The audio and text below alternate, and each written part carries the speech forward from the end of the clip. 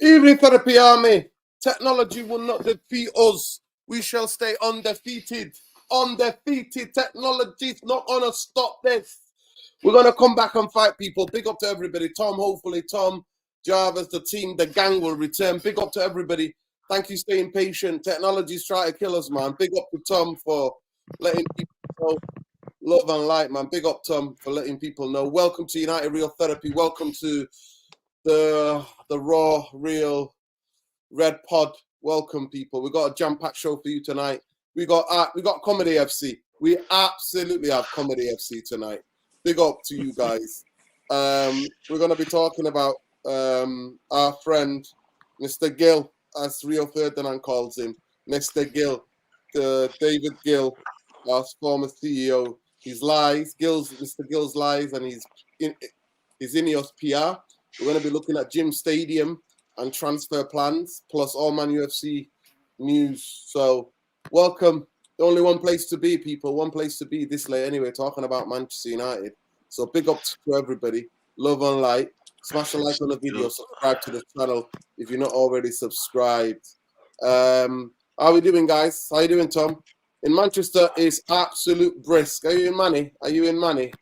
No, I'm in Sheffield, right? But it's been snowing today in Ridge anyway. Yeah, it's snowed, yeah. I don't know about Manny, mate. It's been snowing.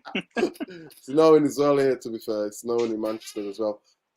Can you see me, or am I underneath the... You can change the layer in the options if you like. Let me just... remove the live in with StreamYard thing. Yeah, you can remove it. It can go off. Oh, let me just maybe see if I can remove. Maybe the layouts. No, not it's in layout, Jarvis said. Yeah, layouts.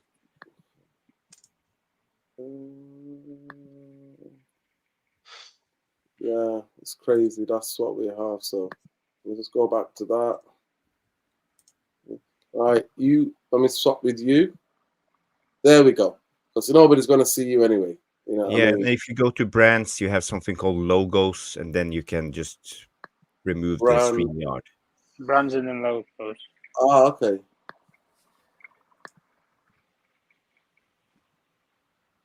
I think if you remove the logos or no logo, no, it's just the one up in the corner. Yeah. Yeah, that was the only one that lets you. But anyway, it's fine. Bombayer's only got a photo anyway. And yeah, Tom's only got a photo. It's on overlays. That's the thing. Yeah. Yeah, put them wherever.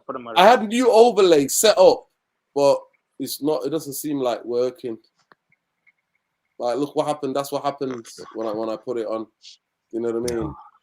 Hope you're enjoying the show, guys. It needs to be in a dark background. But anyway, welcome, people. Therapy Army. Let's be having you. Layout. You know what I mean? Blee out, see out, no out. F all this logo. Just let's talk, man. Let's go. Let's be having you. How are we doing, Tom? You're in Sheffield, snowing. Manchester, snowing. You know what I mean? And Jarvis must be laugh at us if it snows. We're like, it's snowing. Come on, guys. You know what I mean? And then the whole country comes to standstill. You know what I mean? Mumbai, how you feeling? I know you were under the weather. How you feeling? Yeah, it's we're on the way to recovery. If we get a good night's sleep, I feel we might wake up and be able to taste our food and enjoy it again. Yeah, but you can probably hear it in my voice, man. Wiped out. I can definitely hear it. I can definitely hear it. Listen, big up to everybody. Big up Steve Couple, man. Big up Lal. Big up Nuruddin. Tom, still can't see you. Don't say the Taking that piss. Big up Gil Ferguson. Don't respect them anymore. Anyway, it's what it is. Big up Lilas. It's like the summer in 18 in the middle of the winter. Here it's like summer 18 Celsius in the middle. Like, I want to come there, man. Lilas, I'm coming to see you. You're going to host me. I'm coming to see you. Big up Man UFC Realist TV.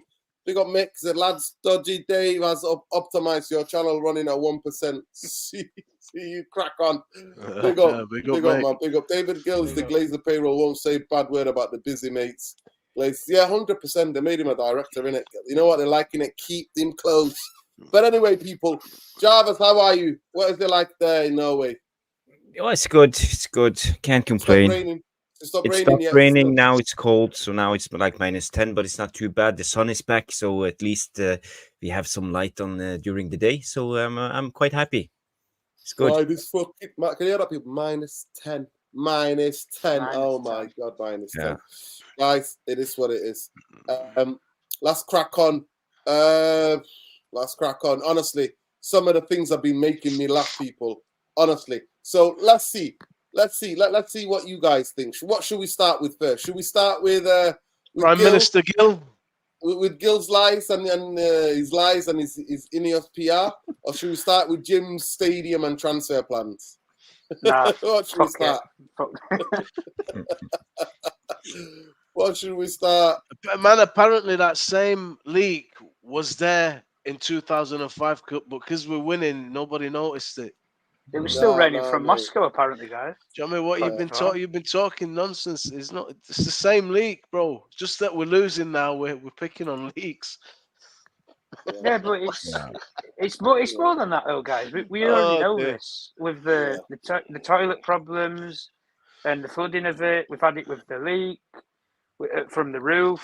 I mean, people. You said anyway, Nuruddin, when you sent me that picture that time, was it a son and his daughter? They went to the football match, and then like the stairs of a staircase was like crumbling, and the crumble or the rubble that come off the staircase actually hit the little girl on the head. Something like that. Anyway, I think you remember telling me, or you sent. Yeah. Of course. Quite a while ago. It's floated around on social media, so it's nothing new, guys. It's health and safety procedures. We've got all these problems, right? And on top of that, we serve up raw chicken, and we've got a 1-star food rating. There's a football club. Come on, EFC. Here we go. It gets even better. Yeah. But yeah, start with Gill, Nuruddin. We start with Gill. Start with Gill. Yeah. So David Gill has sat down with Rio Ferdinand vibe of 5, isn't it? Rio Ferdinand, Stephen Houghton, and Joe Bayer. You sit down with them. I think they might have been at his house or Rio's house. Yeah, we'll come to that, Adil. Big up Imran Khan, man. Love and light to Imran Khan. We'll come to that, bro. Big up to you. So basically, he had a sit down, and it was tell all. Obviously, he was the CEO for Manchester United for a decade. He worked at Manchester United for 16 years. They had a sit down, and they had a teaser things, the way they promoted it, and I thought he was gonna get the real questions. It was a very softball interview, softball interview. But anyway, the lies that I picked up on is when he said the Glazers that all of a sudden, by the way, so this is what he wants you to believe. So when it came to transfers, right? Because most of us who understand the timeline and who know exactly what happened with Manchester United and how the decline of Manchester United when it started, how it began. It began under Sir Alex Ferguson's watch, Fergie's watch, and David Gill's watch. And obviously, you all remember in 2008, 7 and 8, we won the Champions League. We did the double. We could have done another treble if it wasn't for Bob. That day, the players felt a little bit lazy. I was at a game against Bournemouth at Old Trafford, you know what I mean? And they scored that goal, and the rest was history, you know what I mean? We could have done the double. Treble. We could have done another treble. So the decline started, and in 2009, Ronaldo goes. Ronaldo is sold for 80 million wired straight away. He wanted to go. So, I mean, it's everything that we've known. He's not telling us everything we didn't know, Gil. So Ronaldo and his agent were like, it's time for us to move on. And then they were like, give us one more year, then you can go. And then they told Real Madrid, this is what it is. This is what we want. We want 80 million straight money, not over this and that. We're selling you the best player in the world. And Ronaldo was the best player in the world in that time. He scored 42 goals. You know what I mean? We went back to another Champions final. We lost to, obviously, 2009 to Barcelona in Rome. Correct. What's happening? What the hell is happening? Let me go back to the What the hell has happened there? Dodgy Dave, mate. We've got dodgy software now. Yeah, dodgy. Eski's joining us. Big up, Eski. How you doing, Eski? Oh, see you, lads. How we doing? We okay? Yeah. Good. Bumbaye, I think. Let me just remove him, and then hopefully he'll come back. I'll kick him off the studio. Hopefully he'll come back. Probably his battery died or whatever. But anyway, big up to you. Yeah, I'm just in the middle of the story. So we win 07-08. We nearly do a treble. It's the first for Bournemouth, yeah, who beat us. Where the players, to me, that game just looked a bit lazy because that team was an absolute solid team. So the decline happened before the Glazers gave the keys to the. It's that windy, man. Looks like my door was knocking. It's that windy outside. Thought somebody's knocking on my door this time of the night. But anyway, the decline happened, and then Fergie would come out. So we saw Ronaldo for 80 million pounds, right? Straight away, the money was wired. No, we'll give you 10 million this year. We'll give you wired straight away. Now, most of you don't remember because luckily, I'm one of these geeks that's tapped into geopolitical, what's going on in the world. You know what I mean? Like, what is happening in the world at that time? It was the big financial crash. Remember, 08, 09. It was the big financial crash. The money, the 80 million that comes from, it wasn't just that Ronaldo left. Tevez also left that time, if you remember. Tevez left, Ronaldo. So two of the most potent members of our attack. So it used to be Rooney, Tevez, Ronaldo. The year before that, we bought Berbatov. Remember, we bought Berbatov. I think it was 09. At the beginning of 09, we bought Berbatov. We won the Champions League, and then we got Berbatov that season. So Tevez, both Tevez and Ronaldo, fuck off. We don't get any money for Tevez, but we get 80 million for Ronaldo. But that time, it was a financial crash. Now, it's on record. If you look through the financial records, you see that at that time, that because of the higher interest rates, if you owned any money to the big banks will go in bust. So they gave you a high interest rate. You know what I mean? Really high interest rate. We know that for 100% fact that Fergie and Gill protected the Glazers because the Glazers just left there. Basically said to David Gill and Fergie said to them, right, you guys run the ship. We just do what we're doing. You guys make the decisions. And they just left them to it. And Gill and Fergie enjoy that. They enjoy that. They were left to run the club and they were left. That's how they were left, right? So 2008-09 is a financial crash. The 80 million that we got for Ronaldo, world record breaking 80 million. Nothing. That money was taken by the Glazers to basically pay to what's the case when you refinance the debt and then you are on a higher interest rate. So they had to because the banks were like, no, whatever we agreed, we can't do it because of the financial crash. Yeah, so they made it Gill, bonds. Yeah, the bonds. Yeah. So Fergie and Gill were like, okay, you will take care of the fans. You won't. Fergie comes out all of a sudden, and says, "Oh, there's no value in the market. There's no value in the market." And I'm like, and then who did we buy? So what David Gill wants you to believe from that, what David Gill wants you to believe from that time, from 09 and onwards, is that both of them really ambitious. Both of them wanted to win, sign players, recruited smartly, did everything. Even when they made mistakes with recruitment, they fixed it up again straight away. They want you to think everything changed. And they were like, well, it's not really value in the market. And this, by the way, when City are buying the Burnley manager, company, David Silva, Aguero, you know what I mean? These players were on the market. And that's what they want you to believe. But what we know, those of us who kept an eye closely about our club and what's going on, is that, of course, because of the financial crash, the Glazers with the bonds in debt, they were in trouble. And they needed to take money out of Manchester United, transfer kitty, to fucking sort this out. And David Gill and Fergie, till this day, swear by it. No, they didn't get involved. Get the fuck out of here with that talk, man. I'm sorry. Get the F out of here with that talk. Of course that happened. All of a sudden, Fergie and David Gill are winners, but they sat around when top 8 teams in Europe had recruited all of the best players, and we were left with, guess what? Mohamed Diouf. Remember Diouf? Obertan on the free. Sorry, Obertan Bebe. Listen, Obertan, Michael Elwin on the free, and Antonio Valencia. Now, don't get it twisted. So before that, right, Fergie and Gill were signing like Berbatov.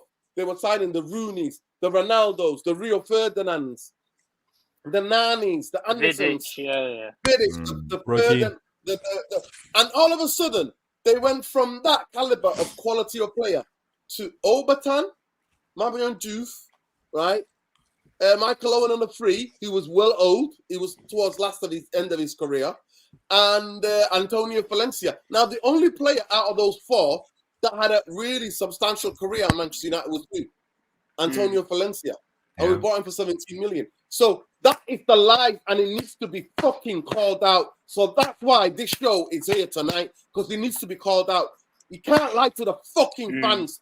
Stop being a revisionist fucking historian, because what happened was that when you both and Fergie left, they made you both directors and put you on a fucking wage. You're on a wage. When you're a director of Manchester United, you're on a wage. You're both on a wage, getting paid by the club. So, of course, you're going to stick up to it. And then they both retire, and he said, well, I've been there for a decade. And he said, he just what he said in the interview. Well, I used to have all the agents. I used to have like notes. Every player they tell me about what agent, the type of agents were there. I had a file on everybody, well researched. And his excuse he gave for him going was like, I made my mind up in the January. Agents was ringing, and you know what? I wasn't I've lost a bit of that energy, bit of that enthusiasm. So that's why I did it a decade, and I had to move on. Bullshit. You had to move on because you knew what the Glazers were lining up. The power that Woodward was getting, and the rest of the bankers who were waiting in the fucking background by the Glazers. That is what you saw. And you both, Fergie, thought, shit, we ain't Man City here with their billions. We won't be able to compete with this shit. We need to go. And that's what happened. That is the fucking truth. Not the fucking, the Glazers didn't interfere. Fuck off, Gil. Fuck off. The decline of Manchester United didn't happen. We got rid of, look, Ronaldo's got 42 goals a season. Tevez will at least give you like 10 assists, give you 15 goals, right? Or 14 goals a season, depending on injury, right? So you lost, let me just repeat that. You lost that amount of goals and creativity in the team. And you're bringing Obertan, Antonio Valencia, and Michael Owen on the free. Nah, mate. Nah. So we reject that. And then he goes on then to talk about and say, he says about Ineos, he says Blanc is highly rated, he's a good operator. And then he says, yeah, David Brailsford is a winner, even though it might be a different sport. Jim's not messing about and all of this bullshit. But I just wanted to get I'm sure you guys have seen the interview. So I just wanted to get your 2 pence, because that's what my 2 pence about the interview was. But big up to everyone. The channel is shadow banned. We are demonetized, so please smash a like on the video, subscribe to the channel. We're on the road to 10K. Let's go, people. It's the least you can do. We shout for flipping Palestine on this channel.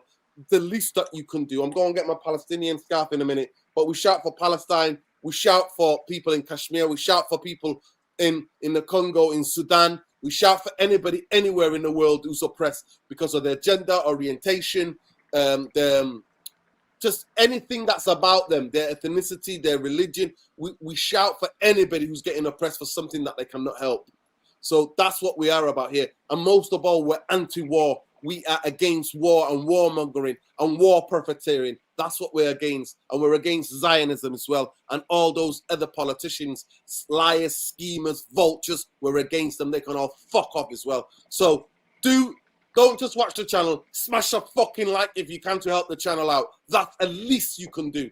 The least you can do. Here, no other channel makes sure that all your conversation is done here, whether it's a super chat or not. You tell me what other fucking channel does that, people. Honestly, some of you piss me off. It costs you absolutely nothing to like the channel. We shout free Palestine and free everybody who's oppressed in this world.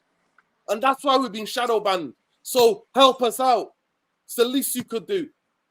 But yeah, go ahead. I'll go to Jarvis first. Jarvis, did you watch the interview? What did you think of it? You are obviously, we're similar generation, so you remember at that time the decline of Manchester United came way before Fergie left in terms of the recruitment and the money that was available for Fergie. Go ahead.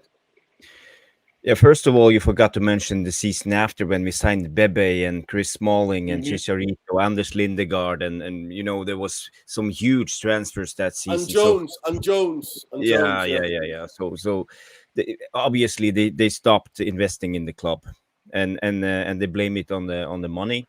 David Gill, he covered them up. He started with the first weeks. He said they were overly aggressive. There was a hostile takeover and anything, and suddenly changed his mind and started to criticize fans who protested against American ownership. And in the interview, he was asked a question from Steve Housen. He asked him. He had a quote that was, "Depth is on the road. Is the road to ruin." But David Gill, he refused. He didn't say anything. No, I haven't said that. No, that's not my word. No one can quote me on it. It's not. Depth is not is the road to ruin. Never happened, according to him. But if you read it in the newspaper, he said those words according to British newspapers. I remember it, and we all saw the protests back in 2000 and was it 2007 or 2008, and the fans were not allowed to stand and protest. They had to take down the banners against David Gill because he was so unpopular. So it's not a good thing, and I think they served him a softball interview. They could have asked him much tougher questions. He talked, but it was a lot of interesting stuff, about the history and what happened between him and Ferguson, with him and other players, and yada yada yada. But we all have heard this. It's just like a pat on the back of the glory days.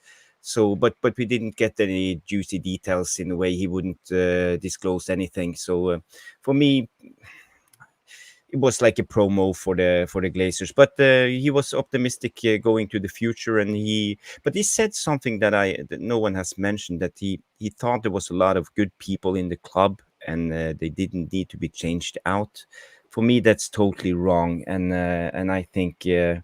When it comes to the current regime, I think we need to do a full sweep and get them all out. We can't continue with people like Richard Arnold and people like them. That's not possible if you want to move forward. Yeah, fascinating. Bumbaye, did you watch the interview? Hello, Bumbaye, are you there?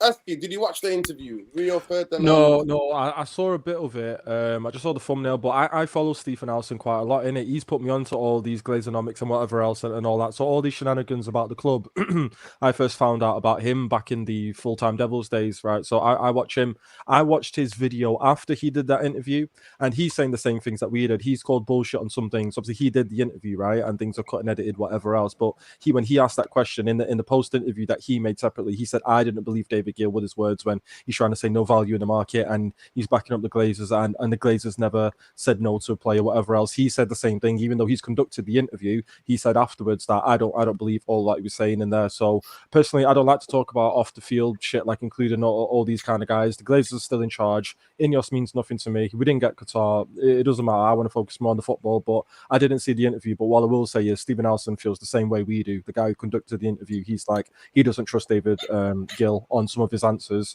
And of course, like you said, Nuruddin, he sat there, he's getting a fat wedge to sit on a board and once in a year make an interview and say, oh, the Glazers are actually all right. So why is he going to come out and say, no, these are actually bastards? So no, I didn't see the interview, but that's my take on it. Yeah, big up to you. Go ahead, Bumbaye, if you're there. Hello. Yeah. You're having a bath, tickling your balls. What are you doing? Yes, Esky, man. Long time, bro. Long time, man. Yeah, man. I've been thinking about you since Eric Ten Hag turned this shit around. Well, listen, I've been saying to everyone, man, all this time. Don't speak too soon. No, do you know what he's doing? I was going to message you and say, listen, I need to have a word with Saeed, man. He's getting the 10-out brigade riled up and that. Let's have a word with him, little sit down on Stockport Road and say, listen, let's sort this out, man. Let's get off his back a little bit, innit? But it was funny, though. Look how the 10 Hag out chat has stopped. I'm seriously doing it, though. That's Saeed's my guy. Yo, Esky wanted to press Saeed, man. Esky wanted to press him, you know. Press him. It's a shake. What do you call it, John? The mafia have a little sit down, innit? We'll have a sit down. Yeah, proper Shake- shakedown, yeah. man. You bring your guys, I'll bring mine, and it's all right. And then break bread afterwards, innit? But no, look how the Ten Hag out chat stopped, innit? Little few results here and there, but no, glad to see you. Well done, by big up, man. Yeah, man. We'll take side and situate him under that leaky roof and leave him there for a half hour. See how that goes. I watched the interview. I mean, I don't know, man. I don't really know much about this stuff, but I watched it as I was doing some juicing, something to do, and I thought, yeah, we got a politician here that is not going to go against his employer, or he's not going to, sever any ties. And I was just saying to the boys when we were having IT issues here on the first attempt, that shows like this, independent shows like this with independent people like this, are a genuine alternative to the type of show that is also has its merits, but it has to remain allegiant. Its questioning has to be a certain way because they have to act with foresight because they can get David Gill on.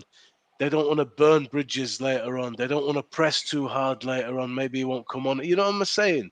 On here, man, you don't have that. You have an analysis from a fan perspective, and you give various perspectives to enlighten people that tune into shows like this that are independent.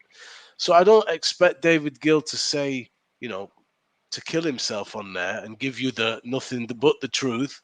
But there was a few interesting things, as Jarvis mentioned, but that's more or less all I take from it. And remember, we sold Tevez in 08, we bought Berbatov that same year, then we sold Ron. Then we started really hitting hard with Bebe and the boys, you know what I mean? But that's about all I can give you from that interview.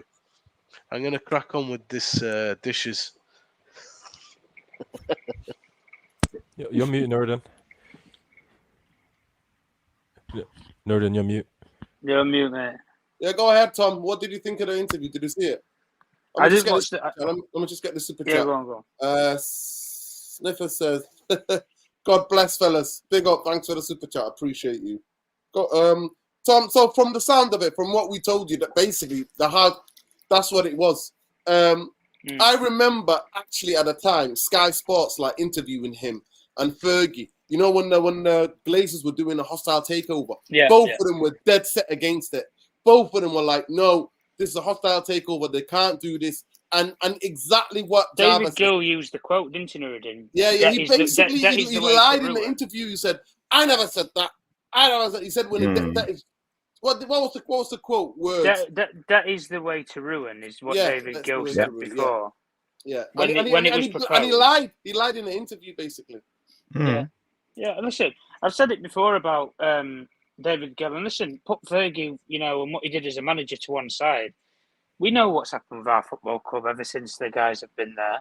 As soon as the Glaze family come in here, they never put a penny in. They took out what they could in chimes and chances. And when Manchester United was successful, in that period when you said about those players that we brought in, and when you took when we brought in Berbatov, and then the season after, you bring in players like Obertan, and then, as Jarvis said, the following season, you bring in players like Bebe. And, I look at that and I think, if you can't clearly see that there's an issue in terms of lower finances to do proper recruitment in the market, when all of our clubs around us were buying the best players from around Europe, City, Company, Aguero, all those sort of players, David Silva. Yeah, we talk about Chelsea. Even Chelsea in that argument, I was just about to say that. Jarvis, Hazard, players that they were looking at on their radar because they were young. Those were the sort of players that Manchester United signed 3-4 seasons before the Glazers family were even here. So the fact of the matter is that if David Gill wants to come out in interviews and suddenly say, "Well, I never said these quotes are unproven. I never said this, that, the other." Listen, David, we all know you're on the board of directors for Manchester United. You're a club ambassador. You've got a little fucking brown envelope every couple of years with a little salary in it. Thanks for your service for so many years. Put a decent bit of PR out there about us and everything. Defend us to the Manchester United fans, and we'll pay you well, and we'll sit you on the board, and you can have a happy retirement pension. That's basically all that it is. And at the end of the day, Fergie's exactly the same. Do you honestly think? And Fergie, I can understand, guys. They're not going to just completely blitz their employer. If they got rid of Sir Alex Ferguson and Sir David Gill when they come into the football club and said, "Oh, we want to do hostile changes and blah blah blah," then fair enough. They might come out and they might explicitly say, "Oh, the bastards," or this, that, the other. But they're not going to do it, are they? They're on the payroll. They get what they pay for. Put a bit of positive PR about us every now and then and everything. Talk about the glory days when we were winning in Moscow, but nobody gives a shit when the roof was leaking then, but it's still leaking, fucking 15 years later on. Listen, that stadium, if it carries on, there's going to be a death. And it's not a nice thing to say. There will be a fatality. And I've told you about that story before, Nuruddin, about that with a little girl on the staircase, and the staircase was crippling. And the rocks and the mortar on top of it landed on top of the little girl's head. It's ridiculous. And we talk about leaking roofs. The toilets are flooding with fucking urinal. It's ridiculous. And then David Gill wants to sit here and think that, oh, well, we can just paper over the cracks. It's all right. We're winning titles. Nobody gives a fuck about that.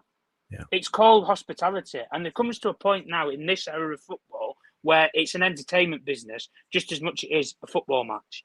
You have to entertain fans. You have to make it a tourist attraction, a destination that people want to go to.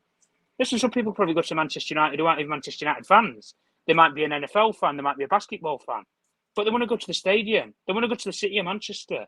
They want to actually learn about, travel effectively. Everybody wants to travel. Manchester's a travelling spot. Where you want to go, it's a tourism spot. But if I'm a tourist, I don't go to Manchester United and Old Trafford, mate. I go to the Etihad. The complex, the facilities, everything. It's a completely different world on the other side of Manchester. But David Gill, mate, listen, you can fuck off. You can put your quotes and your bullshit up your ass. I don't care what you've got to say, mate. And at the end of the day, you already said what you said when I said about that quote, that debt is the way to ruin. So we're seeing the ruin now, aren't we, David? So say what you want, mate. You're on the payroll for the Glazer family. I couldn't give a fuck about you, to be honest with you. Enjoy your retirement. I don't want to, and I'm not going to believe a word that the guy says. Because you don't sign from the players that we said about Nuruddin to them sort of shitbags that had a failed career at fucking Newcastle in Overton, Bebe, who fuck knows where he is now. All these sort of players, mate, we don't even know where they are. Half of them are probably fucking retired. He was playing for Cape Verde. He scored some screamers in the AFCON. Oh, fair enough. But then in the last game, his whole team were angry with him because he kept shooting from every angle. Honestly, in the last knockout game, the quarter-final game, he was shooting from every angle, and all his teammates were upset with him. But big up Shaqarian. You know what? Big up Shaqarian with the quotes tonight. Big up filling in for Khalifa Medine last year. Big up Shaqarian. Love and light. Big up. Gil earned 1.3 million in the year of June 19, according to the figures raised last month. 60% rise since 2006, but he couldn't remember saying that. Listen, the biggest thing. Listen, you know what? And this is what I want to add. I want to add this, right? So I want to remind people before we go to Sean, right, quickly, is that both Gil and Fergie were dead against this high leverage takeover. What happened after is that they both Fergie became one of the highest paid managers in world football, and Gil became one of the highest paid CEOs in world football. So that's what happened. And the Glazers left them to it. But go ahead, Sean. I don't know if you remember. Well, this was happening. I don't know if you were a teenager. I don't know how, you know what I mean? So, first of all, congratulations to Nigeria in the final. Big up, Sean. Yeah. Big up all the Nigerian people watching. Listen, it was the battle of the Afrobeat versus the Amapiano. Nuruddin, you did not believe in Nigeria.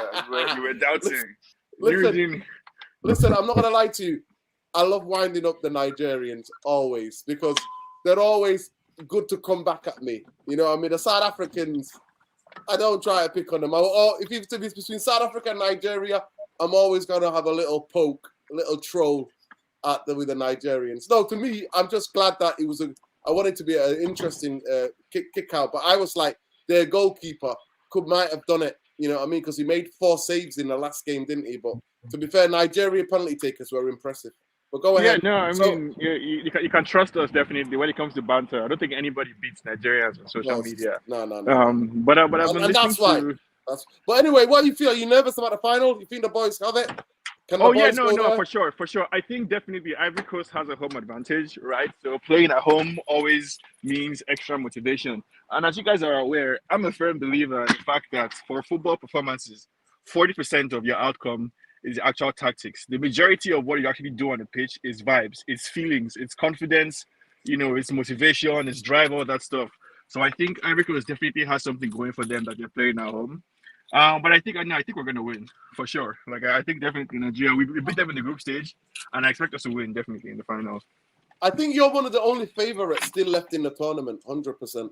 So you are one of, the bookies, like you, Senegal, Egypt, Nigeria were the three favorites that I saw. With Yeah, Morocco as well, Morocco in there as well. So that they were the everybody thought four teams. Morocco after the World Cup Yeah, like they were gonna be yeah, shooting, but yeah. apparently not. But like about the whole David Gill thing. Did you I watch the messaged interview? you. Did you I watch watched the the interview? interview. I watched the Yeah. interview and everything. I consume a Go lot ahead. of Manchester United content, and I messaged you when you put this show information on Twitter. They're like, let me come on and offer a different perspective. Um, I listened to David Gill, and the part that was most instructive to me was when he said, "We got everything we wanted." Meaning David Gill at the United ownership at the time when the Glazers came. And I believe him. I believe that they got everything that they wanted. I believe the Glazers buyout made them very rich men. That's David Gill, Sir Alex, and everybody who was in charge that time. But I would encourage United fans not to demonize the profit motive, essentially. I think we're looking at two conceptually different ways of conducting business. So, which is on one hand, the American way, in which profit comes first, and you're always thinking about the bottom line, versus a more, I guess, like social democratic system that you have in the UK, where there's still government controls and there's still an attempt to minimize basically people's profits, incentive or motive.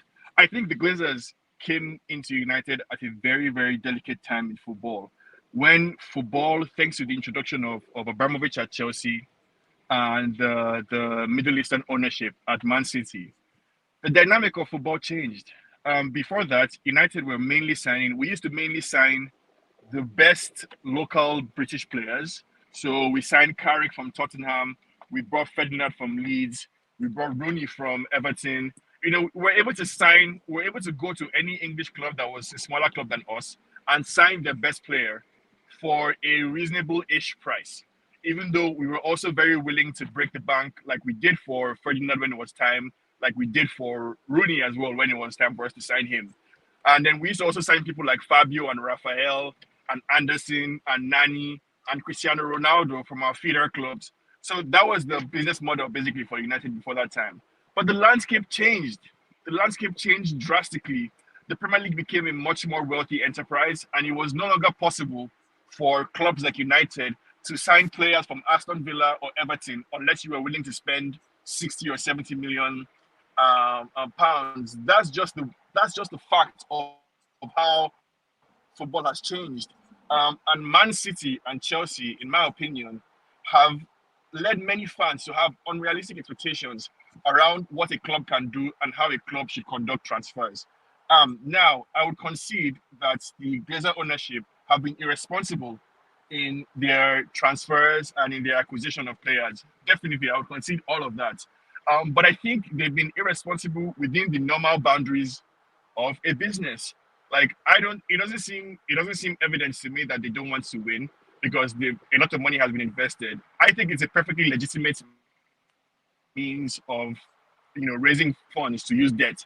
I don't agree that debt is a killer. I think every single business enterprise in this world that is worth anything has some form of debt on the books. How you manage that debt is what's important, but it's not just possible to run a business of the magnitude of United without debt. So that's not an issue to me. Also, it's also not an issue to me that the Glazers haven't invested any of their money in United.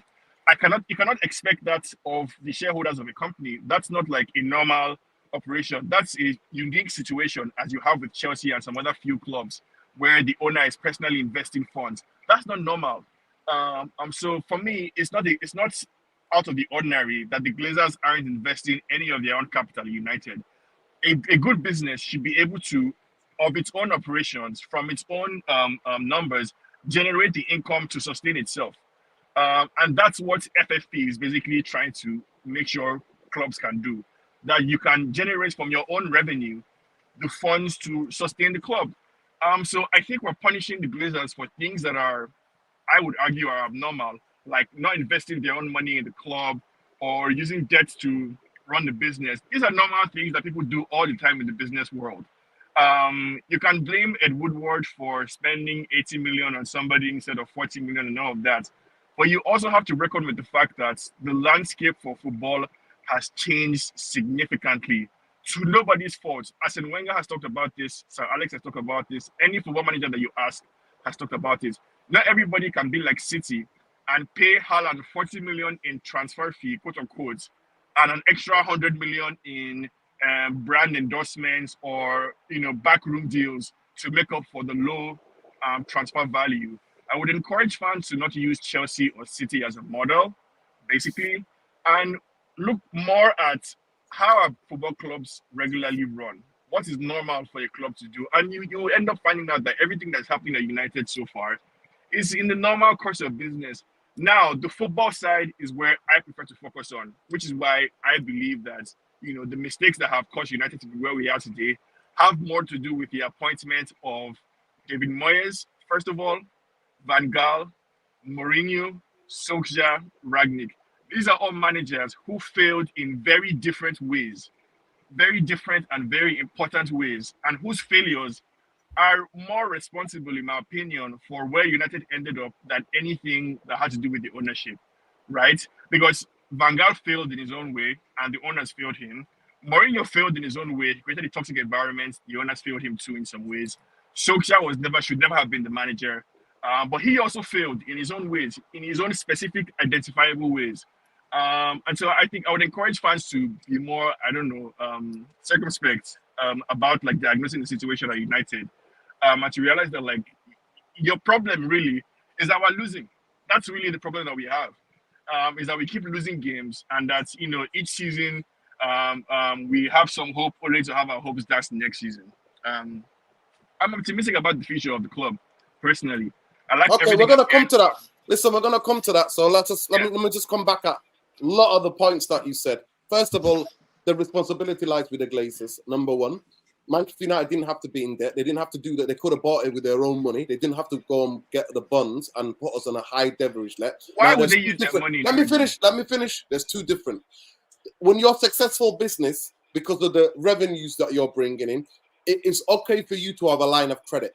So in terms of debt, what means that a debt that is a line of credit is totally different for having debt that is because of the high leverage takeout, which in the last 19 years has cost the club all $1 billion, just over $1 billion in terms of refinance, interest on interest rate. And the money that's been taken out the club that could have, I'm sorry to say, Sean, could have been if the Glazers bought Manchester United for that 700 million they did with their own fucking money, right? With their own money, that $1 billion would have built a brand new stadium by now, right? So that's the first one. Number two, when you own something, you're not even here. You don't even care about it. You are detached.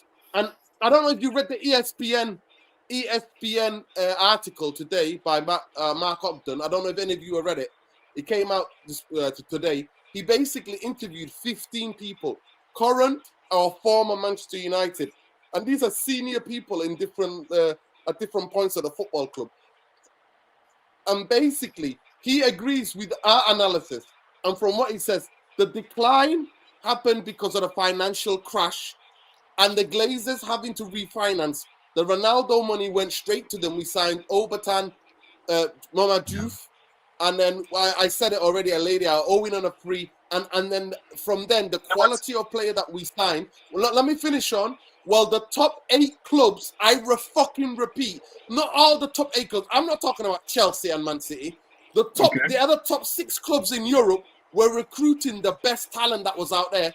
Fergie was saying, and Gill and Fergie were coming out, there's no value in the market. That is bullshit. We call bullshit on that. That is a fact that the Glazers were holding out. Now, when it came to these managers, who hired them? Who do you put in charge? Was Ed Woodward.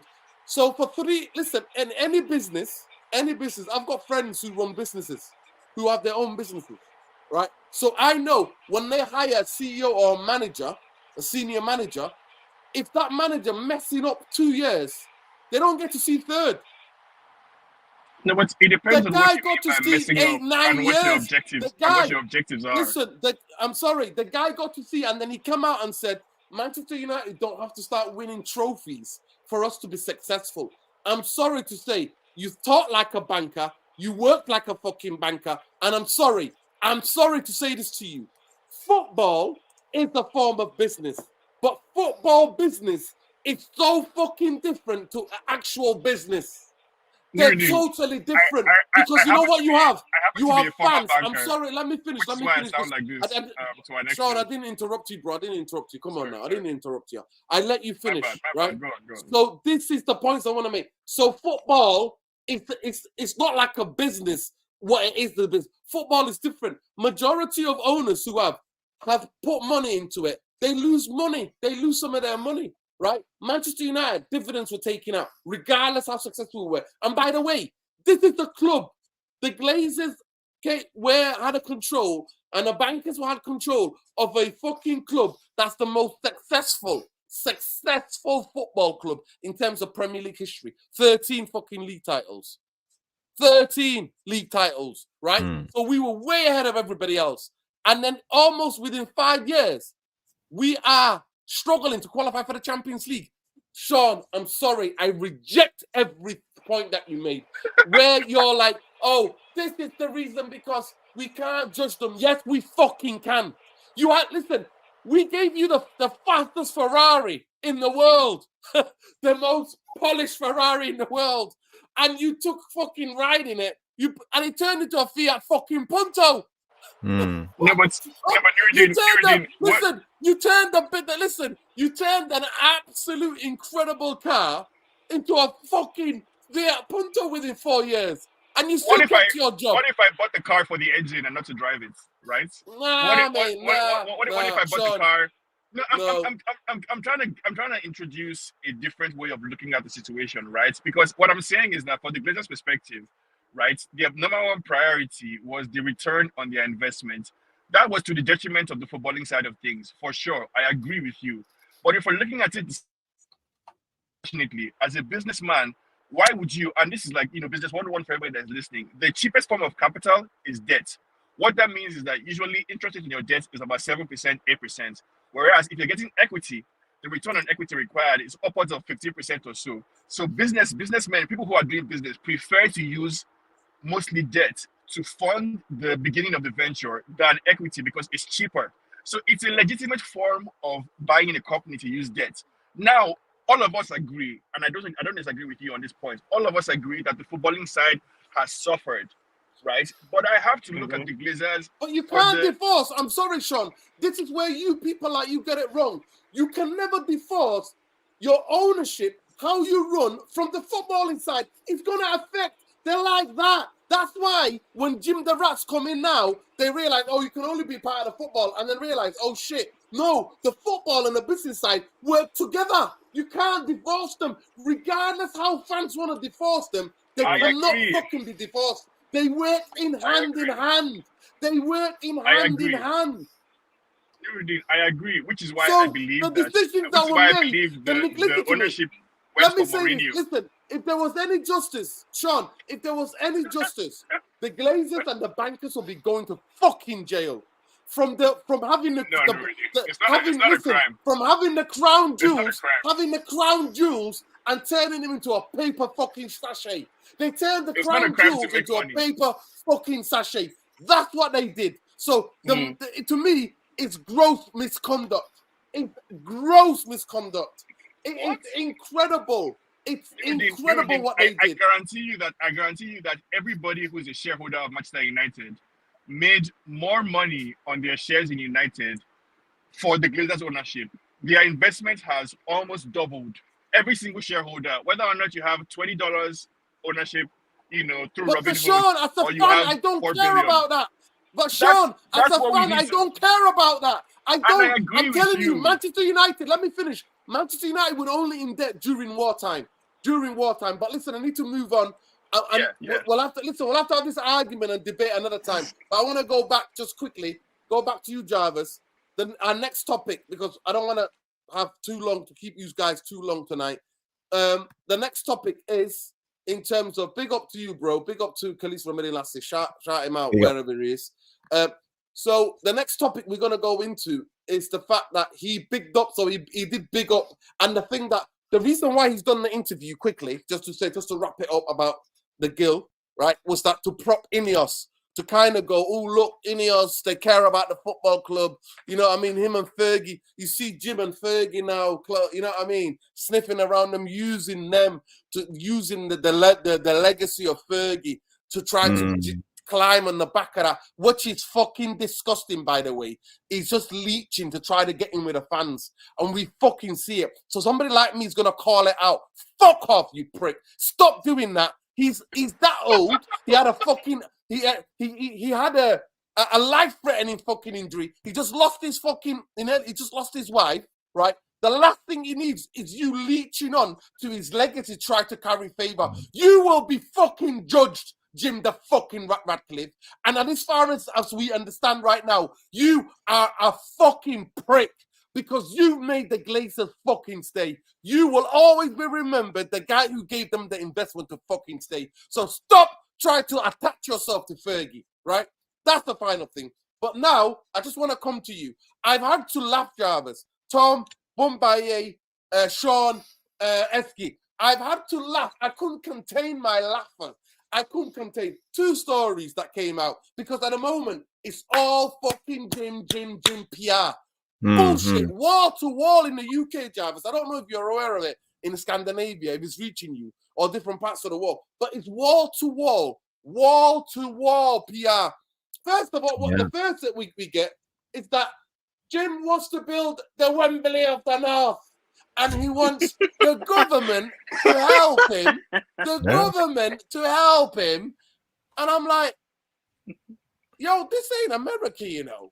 This ain't where you can do the franchise. You know, the franchise stadium. Yeah. In America, you take a team from one place, you take them to a bigger city and go to the city, right? Build the stadium and I'll bring more industry and honestly, you know, the Super Bowl or the basketball. Stan Kroenke did it, Nuruddin, with the Rams. Yeah. So I'm like, what are you talking about? And if the government was ever going to give you anything, they're only going to give maybe, and he's like, it's part of the Northern Project. So we're having this thing called devolution in terms of the power, the political power within the country, within England, right? Scotland have their powers already. Wales are having some of their own powers. So it's just called the Northern, the Great Northern Plan or whatever. I forgot the name of it, but it's like a Northern thing. Northern Powerhouse. That's it. The Northern Powerhouse. It was a Conservative Party kind of thing. And they wanted to have the North, and Manchester is the capital of the North in that sense, right? And so I'm like, even if I calculate the money, I'm like, well, if any kind of ventures like that, where it is because of the Northern Powerhouse thing, you're only going to get 20 million. The 90-seater stadium that you want to build on today's market is going to cost you 2 billion. And you know that everything gets expensive in terms of the raw materials, Jarvis. So I'm like, what a fucking comedy club. What a clown. So I was like, we're doomed. This clown doesn't have a fucking clue. Like, so because, Jarvis, we are already in debt with the bonds and the club's already with a line of credit and the transfer money we own, right? If you combine all that, it's 1.1 billion. So if that debt wasn't there, you could borrow money like Spurs. You know what Spurs do? They built a brand new stadium. They've got the brand new, one of the best training grounds in Europe, one of the best stadiums in the world. And guess how much they make from the stadium? They make like 500 million a year, like just from the stadium and everything else. So that can work. That's the debt I don't mind. When you have, at least you've got something for it. You got a shiny, massive stadium for it. Yeah. Do you understand what I'm saying? But Yeah. That's an investment. I agree totally. That's an investment that will bring you money in the future. We don't have an investment. We have paid. I think it was 1.3 billion in interest rates, dividends, and down payments on the loans since the Glazers took over, and we could have bought so many things for those money, but they are going straight into the leeches' pockets, and that's a big problem. And now Sir Jim Ratcliffe comes out and he wants the taxpayers' money. The second richest guy in Britain wants the taxpayers' money to build a stadium. Jarvis. It's a slap in the face to the regular Joe, people who are working hard and paying their taxes to keep the schools open, the hospitals open, the roads clear, everything good and going. And the second richest guy in Britain wants money from the taxpayers to build the stadium. It's a slap Jarvis, in the face. he's already put ticket prices up, mate. He's already put ticket prices up. 5% is put up. And you know what they're doing as well? They're moving people. They're moving people from the seats that they had for a long, long time because they want to turn those seats into corporate because they're good seats. They're moving them to other parts of the where you can be limited. Like you're not straight away facing near the halfway line. They're moving people. That's what he's doing. So he's already put the fucking prices up and they're moving. Because you know what, Jarvis? We've always said the maths ain't mathsing. 1.1 billion ain't going away while your revenue last year was 600 million. If your revenue was around 1 billion, you might have something to play with. Do you understand what I'm saying to you? You can have a line of credit. But when it's not even half that, you're not even making half that in terms of revenue, then you're going to be fucked. I know. But the thing is, it can be done in a way, but you have to be smart because now they have increased the valuation of the club with the latest 25% of Sir Jim Ratcliffe, so they can sell some of the shares to fund. Let's say they sell it to Jim's friend, the guy in Mercedes. He can build a stadium, and he will then get, like, say, 15% of Man United. That's 1.5 billion there, something like that. So there is a way around. They don't want to give up that power. They don't want to give up the control or the voting rights, Jarvis. They don't want to give it up. No, but it can be done. If it can be done, but they don't want to. But they don't want to do it because that means them losing power. Basically, the reason why they're staying because they don't want to go, Jarvis. They're here because they think that the what's it called? The VR glasses. Yeah, the VR all that's coming in. All of that's coming in, mate. They want some of that. But go ahead. Listen. Go ahead, Tom, and then we'll go to Bumbaye and then Eski and back to Sean. Go ahead. Yeah, with Sir Jim anyway, the one thing that I've always known anyway was he's always had a good relationship with Andy Burnham, isn't it? It's the mayor of Manchester, isn't it? Yeah, correct me if I'm wrong. Yeah, he's always had a good relationship with Andy Burnham because he's done a lot of projects within Manchester and stuff, and the community is obviously from where he grew up from. But like I've said before, the guy, he's a cheeky bastard. Sir Jim, let's face facts, guys. He wants to use taxpayers' money to build a stadium. The Wembley of the North, fuck off, for starters. I don't want any attraction towards Wembley. We are Manchester United. Nothing to do with fucking Wembley. I don't want to be the Wembley of the North. I'll happily sit with an 80,000 capacity stadium. I'd happily sit with what we've got right now, guys. But it'd just be glitz and glamour. It'd be modernised. It can be done. I've seen the Bernabeu be done. It can be done, guys. But the problem, like I say, with it, the guy's got the cheek. He didn't even pay tax in this country. And he wants to use our money. Cheeky bastard. That's all I'm going to say. And at the end, listen, with Sir Jim Ratcliffe, look, there's two ways you can go about this with this stadium, redevelopment or rebuild, whatever. My personal opinion, listen, I've given it before, I would start from scratch. I really would. The foundations and the history of Manchester United is in Stretford. So keep the stadium on the same plot that you have right now. And what I've always said it, and your good friend anyway, is it Natalie Nuruddin? Yeah, Natalie. Yeah, I had a conversation with her when we were on a stream before and we discussed this. And I said that what we should do with Manchester United right now is build a stadium at the back of where the Stretford end is, build a complete new stadium, similar to where the projects are put in place now, build it up from scratch, don't decrease Old Trafford slightly over the years when you still need to use the stadium to play somewhere. But when you've got the new stadium fully built, furbished in and everything to play, decripple Old Trafford bit by bit over time, turn it into, say, a nice little kitty 20,000 stadium for the women's team and the youth team to play. That's what I would do.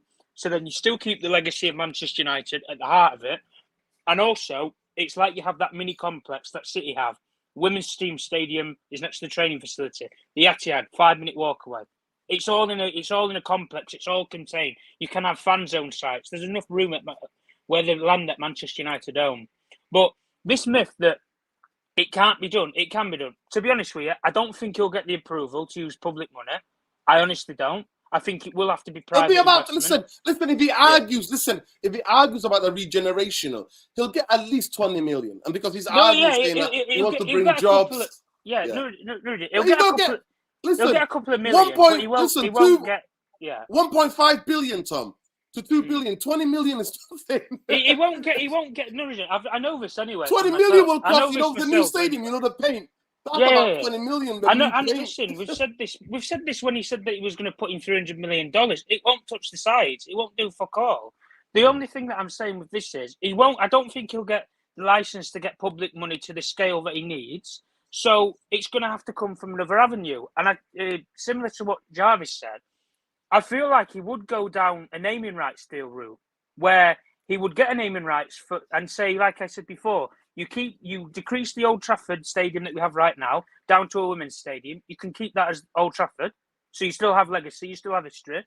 You can still watch the games, and those young players get to play where their, legends, their idols have played on the exact same blade of grass. Could play the exact same style, and it's almost a progression up. And then you look over the complex and over the road, there's the big glitzy glamour stadium. It can be done, and the reason why I'll say it is, I think you'd cut a deal with somebody like a company like a Mercedes or somebody like that. Me and Jarvis have discussed this many times. Ineos as a company, they've got no problem. They can build a new stadium tomorrow. They have no problem as a company. The infrastructure, the scale up that they have as a company, the globalization. Listen, these guys build fucking, gas oil rigs fucking all the way around the world, mate. And it costs them nothing, and they do it in the short space of time as they can. Yeah. But so money's not the object there. For me, I think if he wants to do this in the appropriate channels, get a naming rights deal with a company like a Mercedes or somebody like that, and say, listen, go to their CEO and say, look, you can have 10% of Manchester United, you can have your name, you can have your logo on the stadium, you can have everything. Yeah, Mercedes Arena, the Mercedes Arena, incorporate, but say put Trafford, Mercedes Arena Trafford, something like that. Stretford, keep the logistics of Manchester in Manchester, as Sir Jim Ratcliffe said. It can be done. Let them build it for you, and give them part share of Manchester United, but not enough so that they influence the club, but enough that they make money from it. And like you said, Nuruddin, like when you were arguing with Sean about the down payments of getting the debt down, a new £2 billion stadium makes more money than what Tottenham do right now. It does. It makes £700-800 million. Manchester United, all these global attractions that go to Wembley, as Sir Jim Ratcliffe wants to call it the Wembley of the North, all of those attractions will get split into two, because some of them will be still in Wembley in London, and some of them will come up to Manchester, and they'll share the revenues of the country. But this myth that he's going to use public money is a fucking laugh. And I'm not on board with it all. Listen, I'm a law-abiding person. I'm a businessman myself. I'm not going to use my tax. He wants to use my taxpayers' money that I work hard for and my staff work hard for to generate in my companies to then what? Build a new stadium for Manchester United because he can't be asked to fork it himself. Fuck off, Jim. Fuck off. You're a dodgy tax evading bastard. Listen, if you don't want to pay tax yourself, why are you wanting to penny pinch off the good working class people in this country? It's disgraceful. You've got $1 to rub your ass with to do it yourself. And that made me laugh. And that made me laugh. Honestly, it made me fucking laugh. Let me just get these super chats. Big up to everybody. Let me just get inhalers, man says. Big up to you. Thanks for the super chat. Great new quarters. I'm lobbying the government to build a new stadium for the richest Brit. The biggest tax evader ever lived. We will name it Ratford. Ratford. Yeah, big up to you. And big up Ben, big up Sam to the super chat. So big up the panel, big up my fellow Irish, big up all the Irish people in Norway, Yemen, South Africa. If the gym building a new stadium, I hope there's no piss on the stinking toilet for start. Food hygiene. Yeah, let's hope, guys. Listen, apparently nowhere of a light. You know the wires, the electric wires to keep the place. They're rotting. Let me repeat to you again. They're rotting away.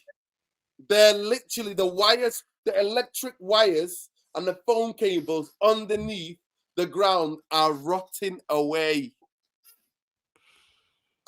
So I mean, Nurdi, can I jump in here? Yeah. Go ahead, Sean. Go ahead. Make it quick because I want to To get throw from some SP and Mumbai.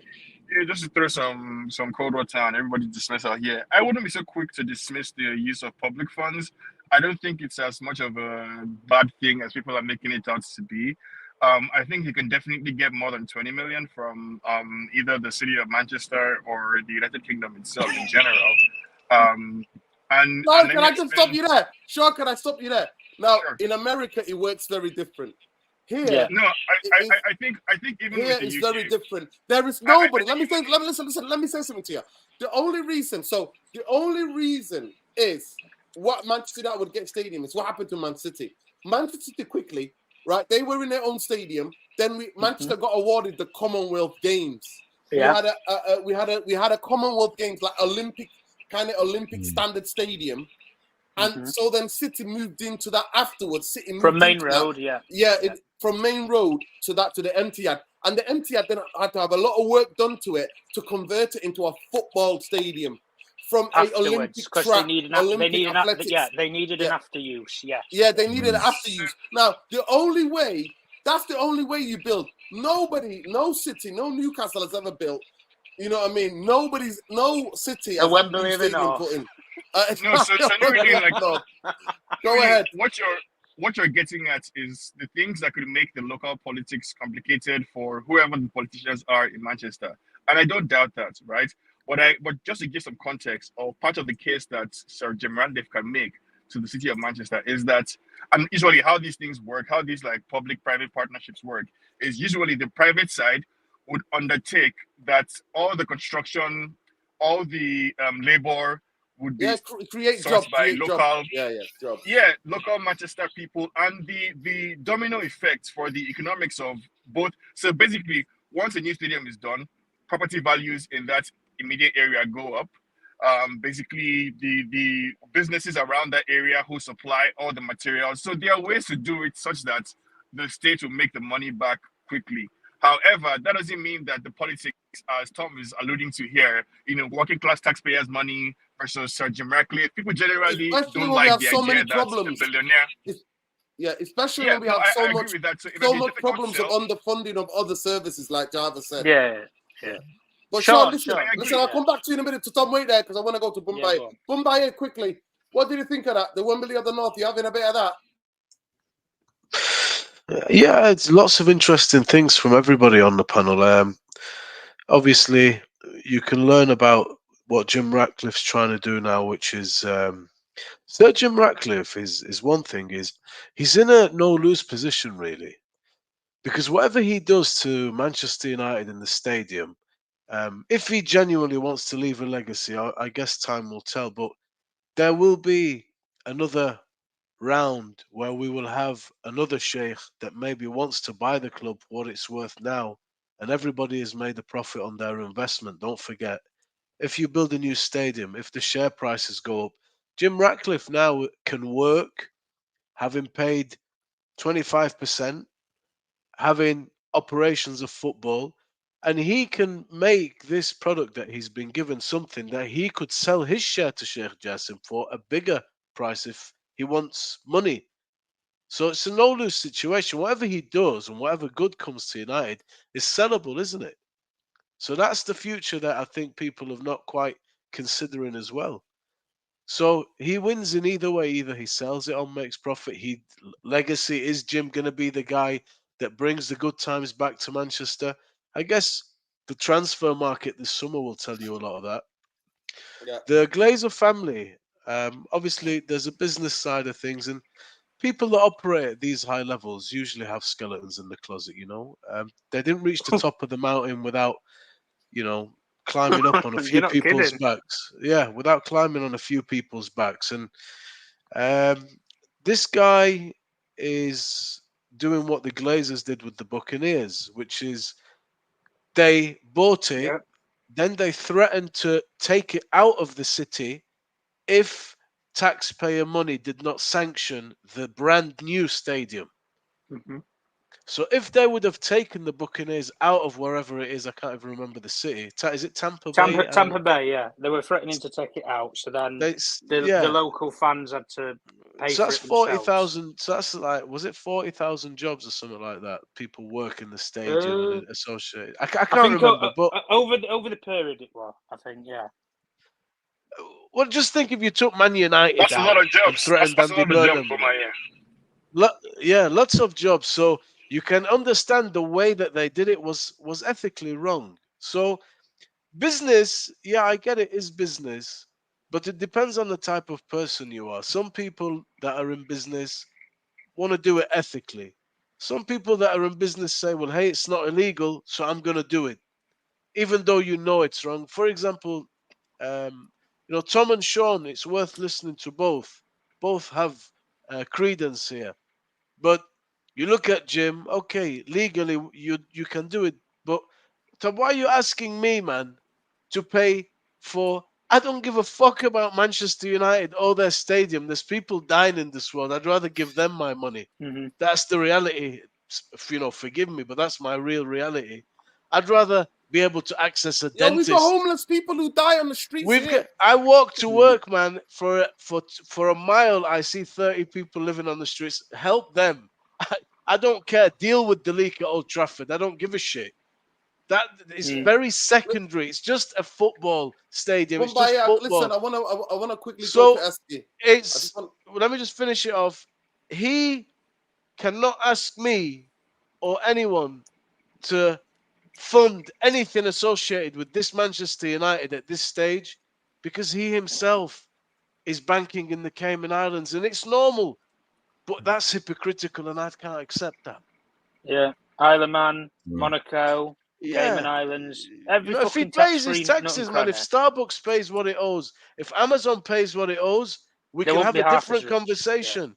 But I say to people, listen, if you want to dodge tax, because the people that are taking our taxes are sending them to example, kill Palestinian people. There's an example. Don't dodge taxes. Don't follow Bomaye. That's against the law. Please, Bomaye, don't advise people to. Man, the people that make the laws are the ones, Sean, that can teach you and me and 10 more like us exactly how to dodge taxes. So you don't listen to those donkeys. I don't. Let's not get into that argument, please. Listen. I want to go to Esky. I want to go to Esky. Esky, big up to you. Listen, first of all, in the chat, can we wish a happy belated birthday to Sheikh Arian Rashid? It was his birthday the other day. Young man's turning, he's becoming a man. The young man is becoming a man. So wish him happy birthday. Happy birthday, Sheikh Arian Rashid. One of the great contributors to this channel. Big up to him. Big up, love and light. Go ahead, Esky. Esky, are we having 100-seater, 90-seater, the Wembley of the North? You having a bit of that or what? Fucking Wembley of the North. Listen. I saw one quote before from Cantona in The Athletic. He said, if it's not called anything but Old Trafford, I'm not supporting this club anymore. And I believe him. Call it what you want, but call it like the Mercedes Old Trafford, the Old Trafford Mercedes. Put the name in it. Don't abolish the old stadium. Reduce it a little bit. And someone in the chat before, I think Kenny Fan TV said, I can't give a shit about Ineos. What I talk about on the pitch. So very briefly, I want to say, big up everyone who believed in Rasmus Højlund. I never give up the faith. What a player. That goal he scored in his right foot. I debated with my mate who was a Liverpool fan. I said, listen, Darwin Núñez, he's a good player, but he's not Rasmus Højlund, innit? And then he goes and does that. I'm like, look, that's on his weaker foot, innit? He's a top player right now. So big up him. Kobe Mainoo is the truth. Like, I still don't believe he's real, guys. Like, is he real? Is this guy a real human being? I don't understand this player sometimes, innit? Yeah, ridiculous. I think we're doing well. You're right, big up everyone. Right. Yeah, and real quickly, big up everyone like me who believed in Erik ten Hag, never went overboard over a couple of results. Listen, it's football and everyone's fickle. I'm guilty of it as well. But let's think about the bigger picture, guys. We got bastards in charge. Let's back this manager to the hilt. Well, I'm hearing about Frankie de Jong wants to leave in the summer. We get this guy Nuruddin. It's on, guys. I'm here for it. Listen, no. Bumbaye here. Listen. Cut the midfield. We're gonna have Frankie de Jong. Esky, leave room for next week, man. We've got Villa. Listen. Go ahead, you shoot your shot, man. Go ahead. It's what it is. Everybody knew. Right, Listen, shot every ounce of it here, bro. My dream midfield. Scott McTominay. Yeah, Frankie de Jong and That's Mason why Mount Esky's on midfield. this show, man. Nuruddin, shout me. That team there's winning everything. We win the World Go Cup. ahead. Say it again. Say it That's again. it. Say it again, McTominay, man. Let me record that. Frankie de Jong. Listen. We're gonna have Frankie de Jong's coming. Yeah, he's gonna unlock Scott McTominay. Right, for the ones in the back, he's going to unlock the Scott. Scott McTominay is coming, guys. Mason Mount, he's gonna find form out of wherever. Yeah, and we're He needs gonna to win find the lot fitness next first. season. You've got listen. You can't have any There more we go. shows without What about asking. Kobe? What about your boy Can't Kobe? do What it. are we gonna do with Kobe? Kobe, listen, Kobe's gonna come on, do what he does, yeah, and get off and make everyone look a joke. Yeah, he's gonna come on, pick his man of the match award up, and go home. He's gonna catch the bus home. Do you know why? I don't think he's legally old enough to drive. Thank you very much. Good night. Actually, I'm gonna Oh, stay with mate. you. I'm gonna stay with you, Eski. My next question. I'm gonna stay with Go you. So apparently the transfer plans for the summer are to look around Europe and look at top players who've got one more year left on their contract. Now the problem with that was the plan. That's what they said. Manchester United are looking at the likes of Kimmich, and I forgot other players, but I remember seeing Alphonso Kimmich, Davies. There were a couple, Alphonso weren't there? Davies, Yeah. all of these. What do you think Okay. about that? As to me, I think he's stupid because if they're on the last year of their contract, they're not gonna be as expensive, but you're gonna have to pay them big wages. So why are we repeating the thing that we've done for the past 10 years, which we can't move the player once they don't settle into the club, and then we can't be able to get rid of them? What do you think that as a tactic? I mean, it made me laugh, but go ahead, Eski. What do you think about that? It's very gambly, it's risky, innit? But what I'm saying is all we need to do is get the right profile of player in it. That's what we've been fucking up on so many years now in a row. But I think for me, this summer we might see a big clear out. Here's hoping that Ineos come in, get rid of these guys, cut a loss on Maguire, Anthony, all these guys, yeah. Fuck them off, but get them off the wage bill. At the end of the day, that wage bill should be cleared. Sancho, get him off the wage bill, innit? Like do what we can to sort this wage bill out, and you can get a few players like this. And I know it's a 1 year left on the deal thing, but we need to see what the scouting department's saying. And I'm not sure. Yeah, it's been hit and miss with the transfers so far. I mean, Anthony's the glaring weakness. I mean, yeah, Anthony's the glaring weakness, but Martinez is a big positive. Injured now, which is peak. But I think we just need to see who we get rid of this summer, and then we can see we come in. But the 1 year contract thing, it depends on age. I don't want no 1 year left on his contract, Benzema. I want 1 year left on his contract, mid 20-year-olds. Do you know what I mean? Or coming into the prime, someone that can do a job. So we'll see on that front. It depends if we clear out, bro. To be honest with you. Yeah. Listen, big up. I'm gonna go to Jarvis. Big up, Windy. Windy says all the best to Jesse Lingard. I think he signed for Seoul, a team in Seoul. Yeah, so yeah, FC Seoul. FC Seoul said he was always told he was too slight to play in the Premier. Yet spent 10 years in the Premier, made it into the England team. Yeah, 100%. Jesse Lingard. I know his dad. We used to play football with his dad. So yeah, we know his dad. His dad was a legend, and we remember Jesse as a kid. So big up to Jesse. Jarvis. That tickled me. Another thing that tickled me was we're going after players on their last year of their contract, and I'm like, when is this fucking club gonna learn? Yeah. When are we gonna? Because they're gonna wanna expect massive wages, right? And then we already can't clear players because we're giving them big wages. But go ahead. By the way, we got rid of one of the physios has left, so that means there's a vacant position. So let's hope somebody's coming in who can do job. I know Phil Jones is well known around that area, so he knows how he's applying for the job right now. Sorry about Phil Jones. You know, he's a great guy, but always injured, so he knew the physio room. When it comes to transfers, I'm not in high hopes. I don't think we will splash the cash. I think the FFP is holding us back. I think we have enough by trying to clear the room, and we know Varane is probably leaving to Saudi for 50 million. That will free up some cash. Mason Greenwood, he's wanted by several Spanish clubs in La Liga, Barcelona, Real Madrid, Atletico Madrid especially. We heard rumors about the João Felix swap deal, for example. So there are players who can come in and like Mason Greenwood, he's from the youth system, so we will get 100% when we sell him. So that will be good cash.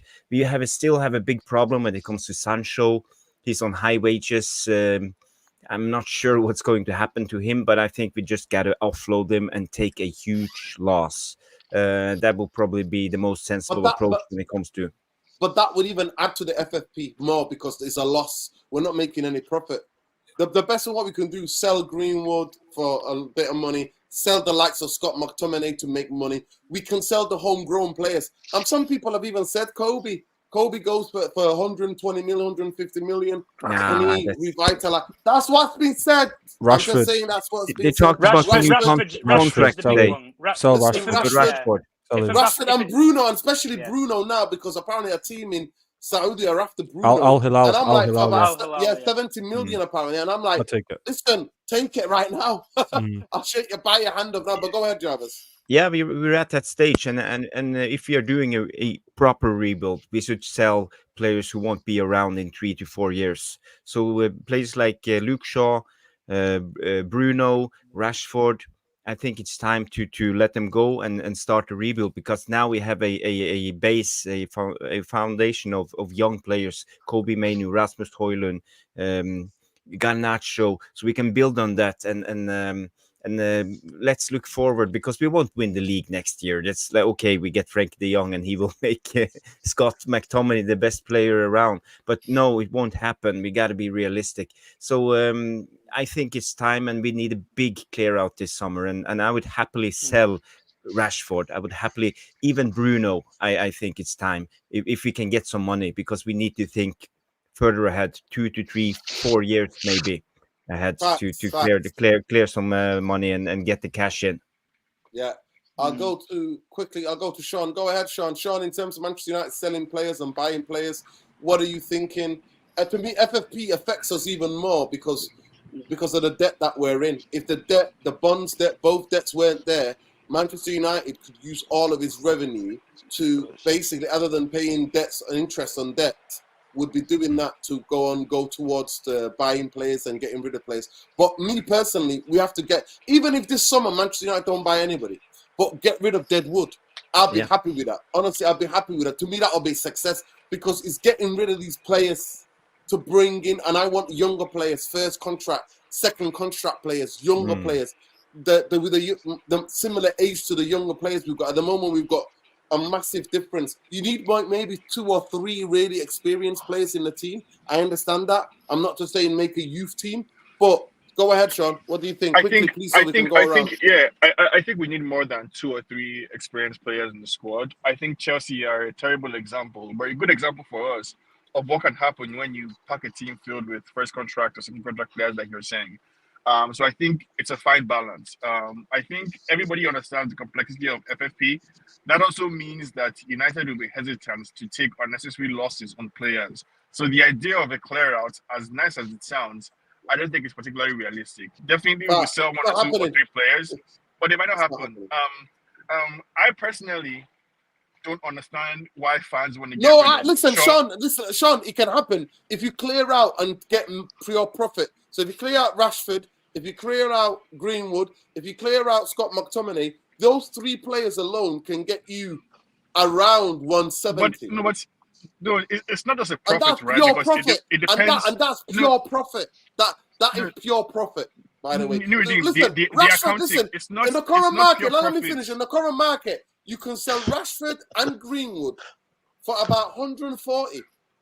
But it's not pure profits, right? It is because the young players. It is. Let me explain the way the let him have his dick, boys. Let me explain the way the accounting for footballers work, right?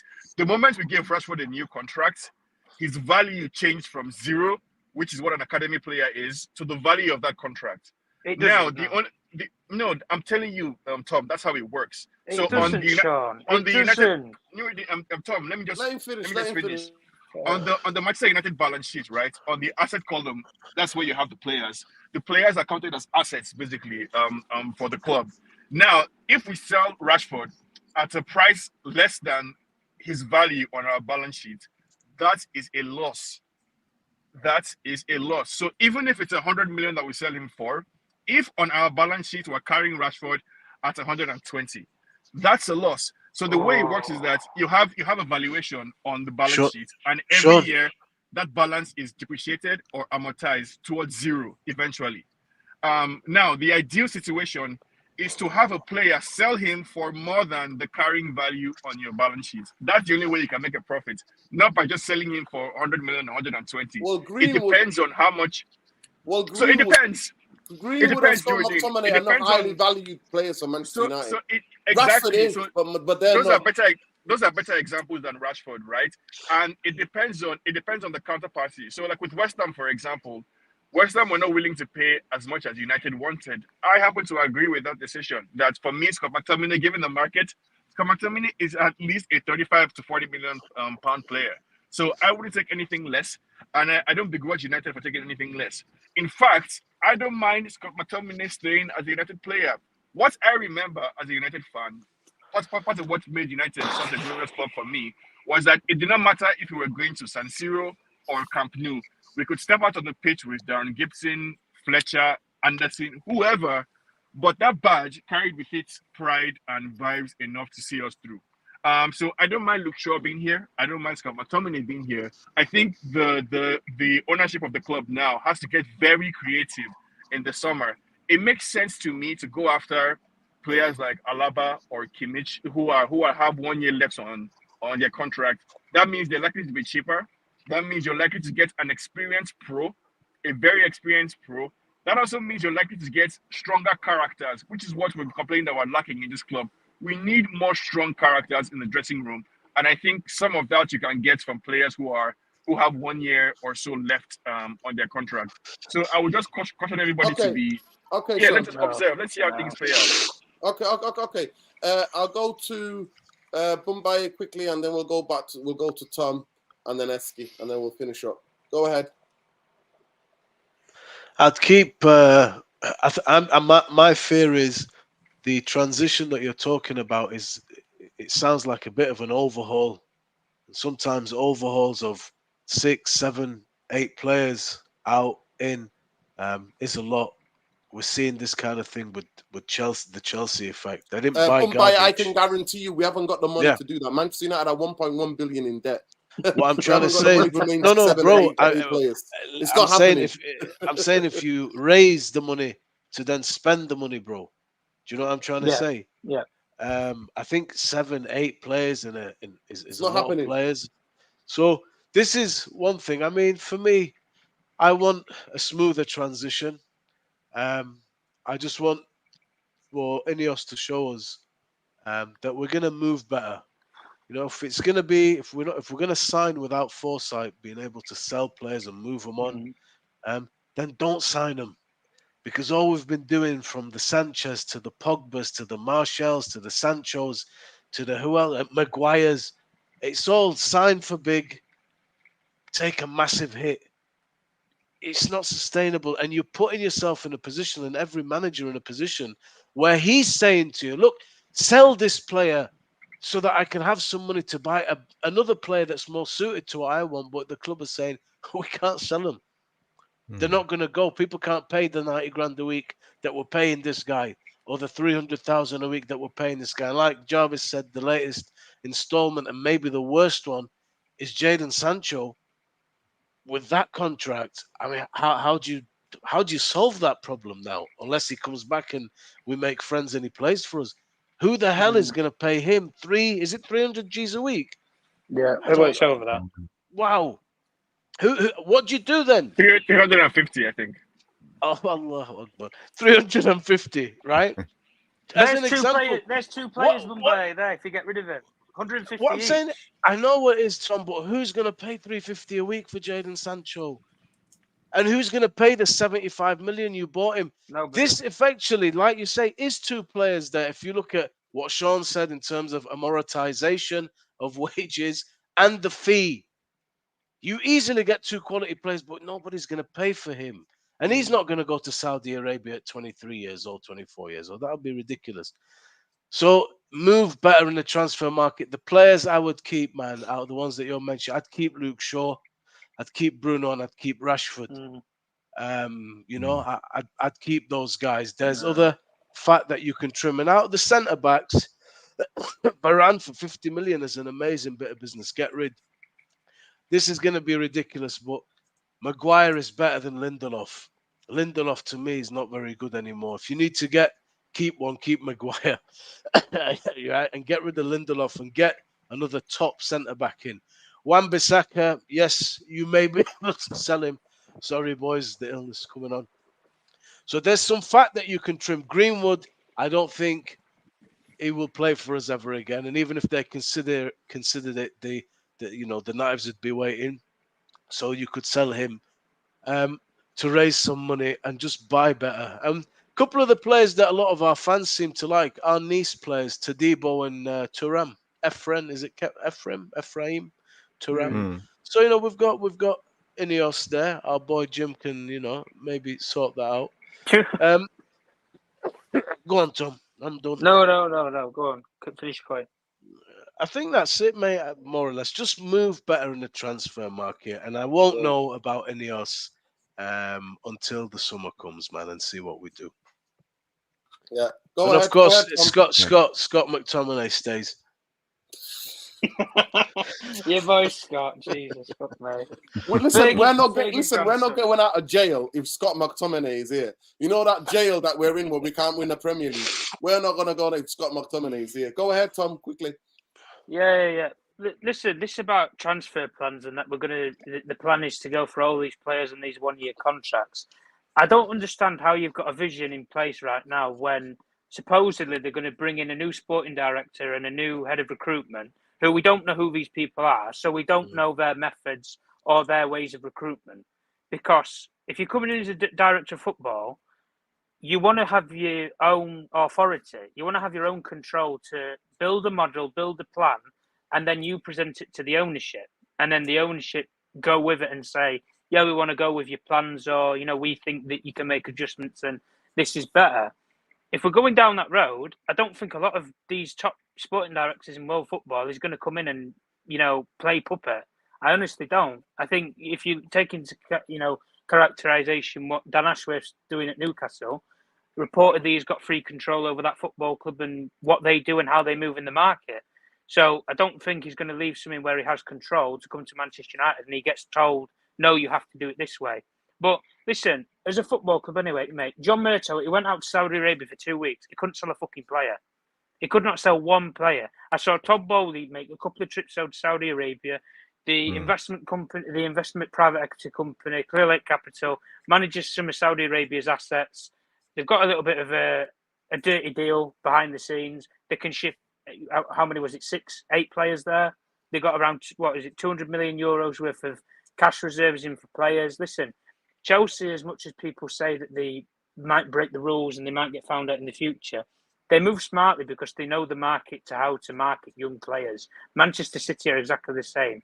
£19 million for James Trafford to go to Burnley. Didn't play one senior game. Manchester United have never raised £19 million from a player that's never made a senior appearance at Manchester United. Never. From the youth academy. So let that factor in. And when Sean was talking about the balance sheet and how it works with players, homegrown players from this country, for example, Marcus Rashford, you didn't pay a penny to bring him into Manchester United. He was a local lad. Local system, come through the scouting system academy, all the way up to the first team. You get 70, 80 million pounds right now, go straight into your wage bill. No issues. You didn't pay a penny for the guy. Scott McTominay is exactly the same. You get 35 million pounds, goes straight onto the FFP. You don't pay a penny for it. Why do you think Chelsea have manifested themselves so that under Roman Abramovich they could spend so much money? Because they always marketed young players to sell them for low-cost profits. If it's 25, 30 million pounds for, say, 5 young players every year, there's 100 million pounds, guys. There's a quarter of, say, your summer budget. It's called football business. It's called management. That's how you run a football club. But we don't have those contacts established. So for me, if I'm looking at it from the perspective right now of we don't have a sporting director, I don't see the direction of what we're going to recruit players for and the model of we're going to go for players on 1 year left contracts.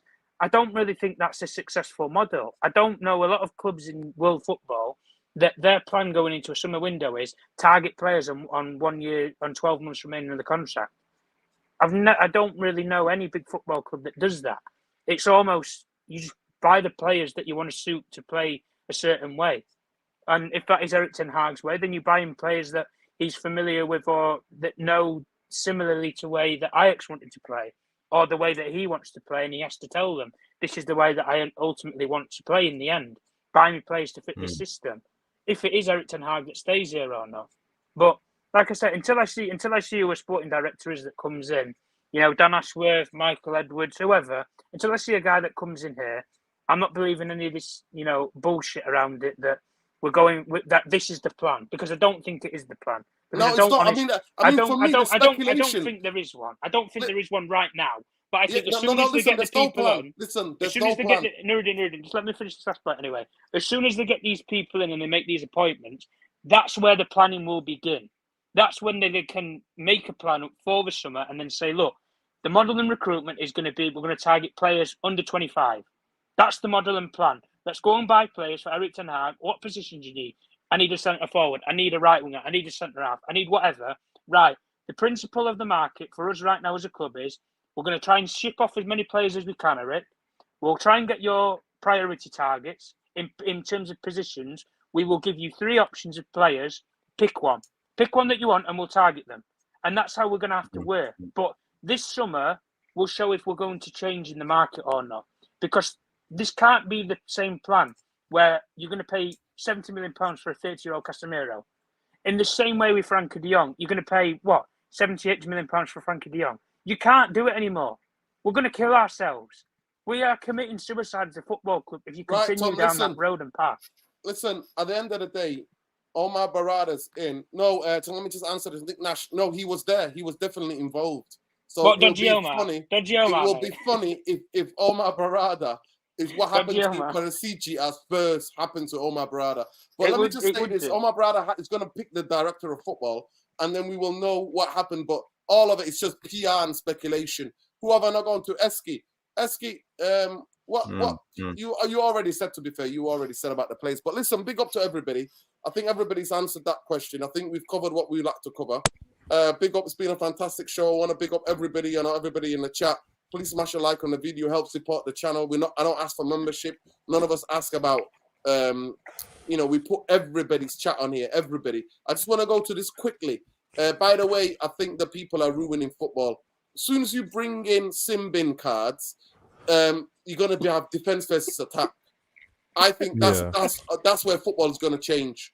And what they also, these people, these absolute vipers who know nothing about football, who've never played fucking football, who want to stop the flow of football, right?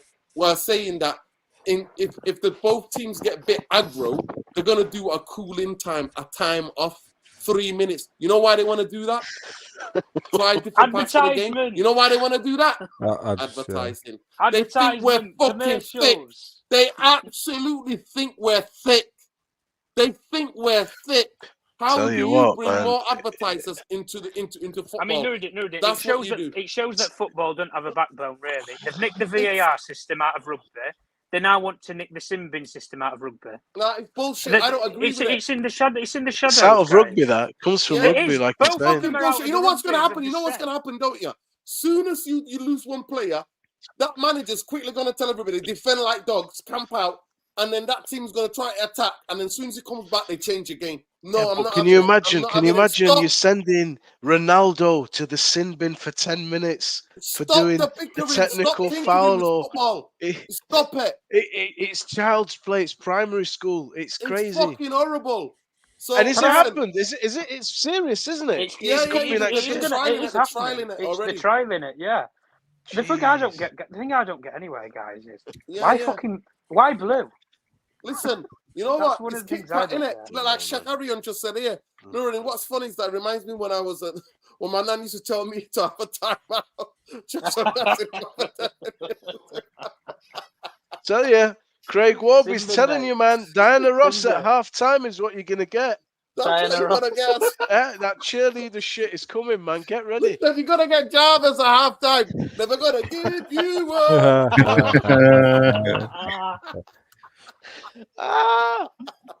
We're in trouble, man. What do you think of this quickly? What do you think of this? You're gonna ruin football, isn't it?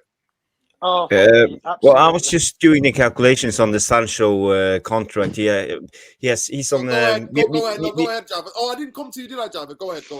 Yeah, we are paying in installments. So it was a £73 million fee over 5 years. That's about 14 million a year, and a salary is about 13 million a year. So if you add 13 plus 14 times 2, it's about 56 million. So if you take a loss this summer with 2 years left on the contract, it's about 50, 56, 55, 56 millions pounds. So that's why we've got to sell him to Saudi Arabia for 120 million. Well, we need at least 50 millions. That's Murtau's got the the minimum. contacts. Murtau's got the contacts and everything, so don't worry Listen, about that. 120 million. So Etihad, whatever they're called. Yeah. But listen, guys, seriously, it's going to ruin football. But big up to everybody. Love and like. Big up to everybody who's using the chat. Blue card. Sit on a naughty step. That's what it is. Exactly. It sums it up. Listen, I want to make sure. Big up Jarvis. Cocker. Bowley. B-O-L-E. Yeah, he's got his bottle there. B-O-L-E 77. Make sure you check him out. Sean, you check him out at Sean Thomas. And the podcast, you can get it from where you get your podcast. The Global Geopolitical Podcast is called How We See Things. Make sure you check that out. Tom Journalist 1, if you want to catch him, Tom Journalist 1 on Twitter. And then if you want to catch Bumbaye and Eski, you'll never catch them anywhere. The only place to catch them is United Real Therapy. Yeah. They'll never be on social media. Never. You'll never see them. They'll never. You'll never see. They're contracted 100 years. United Real Therapy exclusive deal, and that's what they've got. But I just want to say big up to everybody. Please, those of you in the chat, let us know.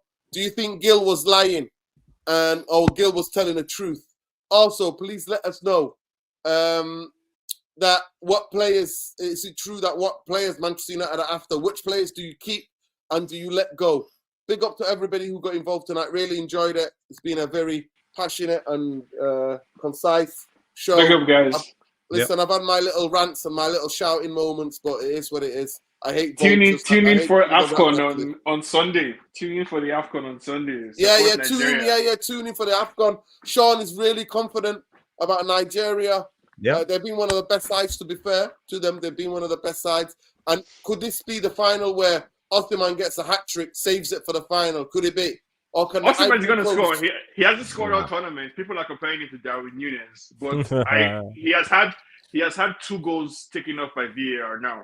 Of which the VAR. To be fair, and also, you know what? At times he was very unselfish. Other than going alone, he set up his teammates. So. Osimhen is a beast, like of a hard worker. He's not the best football player, like technically. But he works extremely hard. It's ridiculous. And he's very unselfish as well. Very unselfish. Mm-hmm. Very unselfish. He's a bit. Watching him on the AFCON, I found out that he's a team player. He's a team player. Yeah. He's a team player. But yeah, we like to say we keep it 100 in here. There is still genocide going on in Gaza, in Palestine. They're murdering them in the West Bank. They're murdering them in Gaza. They're using a starvation as a tactic to genocide the Palestinians. The Zionist dog, that is Netanyahu, has refused the peace ceasefire and peace negotiation. And so it continues. Britain, America, Canada, Australia, Finland, shame on all these other Muppet countries for cutting off the funding to UNRWA when you've got zero proof that they're actually any of the UNRWA UN. All of them aside from Norway. Big up to Norway. Big up to Norway. That's what we said. That's what I said last time. So all of the other ones and Belgium as well. Big up Belgium. Belgium refused to cut funding for UNRWA, which is the only aid agency that's present in Gaza as we speak right now. You've got 2 billion people displaced. You've got 2 billion people being starved to death. You've got 8,000 to 9,000 to 10,000 people under the rubble. They're killing about 120 to 250 a day. And so this is the world we live in, people. Fuck Zionism. Fuck warmongers. Fuck war profiteers. Big up to everybody in the world who's holding the Palestinian flag high. The genocide is still going on under the watch and under the support of Britain, America, and the European Union in the Congo. There is actual genocide going on in there, and there's another genocide actually going on in Sudan as we speak right now. People have been slaughtered right, left, and center. That's been going on now for almost a year, half a year. That's been going on, and then obviously there's other regions in the world where there's horrific oppression, and we stand with everybody, and we send everybody love and light and liberation to everybody. No peace, liberation first, then we get the fucking peace. But fuck Zionism, fuck anybody who stands with an entity that is murdering and massacring the Palestinians as we speak right now. Fuck the Glazers, fuck Jim the Ratcliffe, and fuck Dave, Dodgy Dave, and his quarter-sexual plans. At the end of the day, they've made the Glazers stay here. And fuck the bankers. And fuck David Gill as well for lying to the fans. Peace, love, light. Take care. Peace out, guys. Safe. Peace. Big up, guys.